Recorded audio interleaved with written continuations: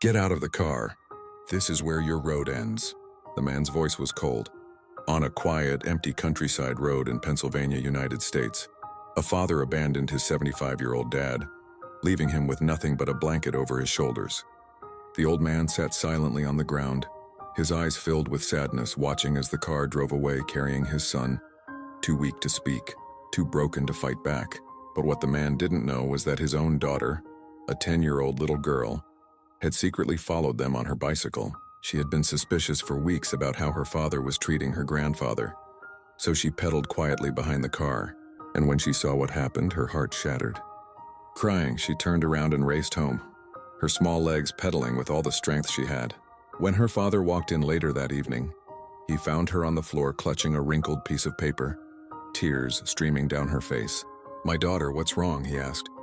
She looked at him, her voice trembling but firm. "Daddy, why did you do that to Grandpa?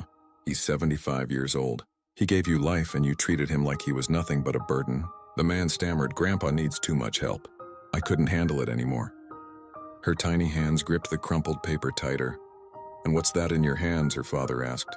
She lifted her head and said with chilling resolve, "It's the map of where you left Grandpa.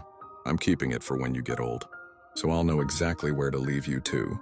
Because life goes in circles, Daddy. What you do today will come back to you tomorrow." Her words cut deeper than any knife. The man broke down in tears, rushed out to the car, and drove back to the countryside. There, under the cold night sky, he found his father still sitting on the ground, shivering. He ran to him, hugged him tightly, and sobbed. "Forgive me, Dad, you are not a burden. You gave me life, and I will honor you until your last breath." The elderly man, with tears in his eyes, whispered, "I forgive you, my son, and I love you too. If you believe parents should be honored until the very end, comment, 'I believe,' and share this story.